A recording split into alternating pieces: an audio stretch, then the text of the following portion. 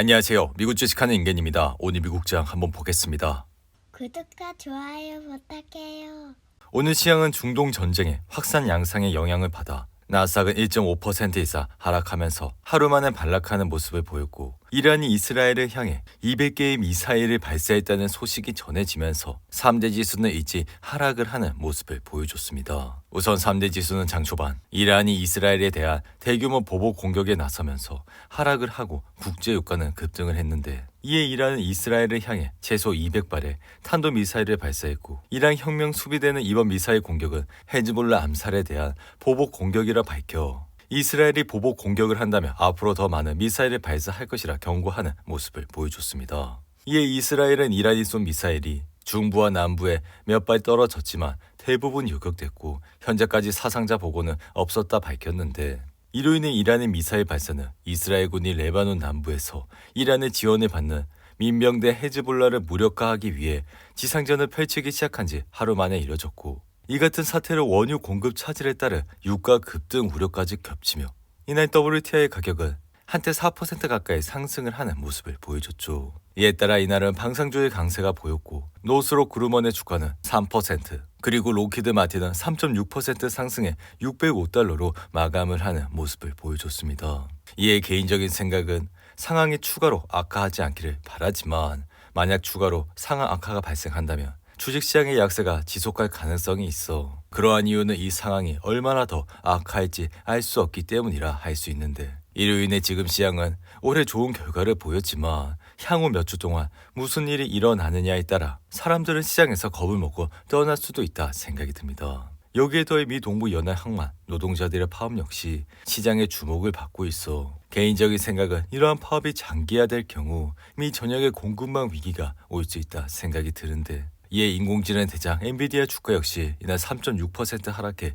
117달러로 마감했고, 엔비디아는 이날 장 초반 소폭 상승을 하면서 122달러까지 올라갔지만 이란과 이스라엘의 전쟁으로 인해 주가는 단번에 3% 이상 하락하면서 다시 한번 50일 이동평균선 코아까지 내려오는 모습을 보여주고 있죠. 그럼에도 불구하고 이날은 미국이 사우디와 같은 중동 국가들의 인공지능 투자를 대거 확대하기 위해 첨단 반도체 장비를 쉽게 확보할 수 있는 길을 열었고, 이에 따라 미국 상무부는 이날 엔비디아와 같은 AI 반도체 기업들이 중동 지역으로의 수출을 쉽게 할 수 있는 새로운 규칙을 발표하는 모습을 보여줬죠. 이로 인해 데이터 센터 관련 반도체를 중동에 수출하려는 기업들은 그동안 개별 라이센스를 취득해야 했으나 앞으로는 수입국이 포괄적 수출 허가 대상인 VEU만 신청하면 된다 할 수 있는데, 그럼에도 불구하고 엔비디아의 주가는 상승을 하지 못하고 전쟁 이슈로 인해 3% 이상 하락을 했고, 비록 엔비디아는 올해 130% 가까이 상승은 했지만 지난 6월 135달러의 고점을 찍은 이후 지속적인 하락세를 보이며 여전히 지지부진한 모습을 나타내고 있다 할 수 있죠. 이에 따라 그동안 좋았던 실적 역시 최근 2분기에선 좋았던 상승세가 꺾이는 모습을 보여왔고, 연일 치솟던 목표 주가 상향 역시 현재는 200달러 선에서 좀처럼 올라가지 않는 모습을 보여주고 있는데, 하지만 개인적인 생각은 엔비디아의 블랙의 AI 칩이 출시될 경우 거대한 폭발이 연상되는 주가 급등세가 다시 연출될 것이라 생각이 들며, 여기에 현재 경제에선 AI 침투율은 1% 미만에 불과해 앞으로는 전 세계 도시와 지방단체 그리고 기업과 군대가 AI를 본격적으로 사용을 한다면 엄청난 지출이 계속해서 발생할 것이라 생각이 듭니다. 이어 최근 가장 핫한 주식인 테슬라 역시 이날은 전쟁 이슈로 1% 이상 하락해 258달러로 마감했고, 테슬라는 장중 한때 248달러까지 떨어졌지만 이러한 하락세를 말아 올리면서 최근의 상승세가 여전히 힘을 받고 있는 모습을 보여주고 있죠. 이로 인해 테슬라는 지난 3분기에만 30% 이상 급등하면서 올해 하반기 승자는 테슬라가 될 가능성이 굉장히 크다 할 수 있으며, 그동안 테슬라는 전기차 시장 경쟁이 심화되는 가운데 수요 부진 우려까지 겹쳐 지난해 상승분을 대부분 반납하고 상반기 동안 부진한 주가 흐름을 이어가는 모습을 보여줬습니다. 하지만 하반기에 들어서자 상황이 급변하기 시작했고, 페드의 금리 인하와 호시적 기대감에 힘입어 그동안의 낙폭을 빠르게 회복하고 있는 상태인데다 다가오는 10일 예정된 테슬라 로보택시 공개 행사도 주가에 긍정적인 상승 촉매제로 작용하고 있다 할 수 있죠. 이로 인해 테슬라에 대한 월가의 평가도 대체로 호의적이라 파이퍼 샌들러는 최근 보고서에서 테슬라의 3분기 실적이 기대된다며 목표가를 기존 $300에서 $310로 사장 조정하는 모습을 보여 이는 현재 종가 대비 약 23%의 추가 상승 여력을 보여주고 있다 할 수 있죠. 한편 지금 시장은 미국의 7월 8월 고용이 예상보다 저조하게 나온 뒤 페드는 9월 금리 인하에 돌입하는 모습을 보였지만 기본적으로 미국 경제는 괜찮은 상황이라 3분기 GDP 증가율은 3% 안팎으로 상승을 하고 있는 모습을 보여주고 있죠. 게다가 지금은 중국까지 대규모 부양책을 연일 쏟아내면서 경제 회복에 총력을 다하고 있어.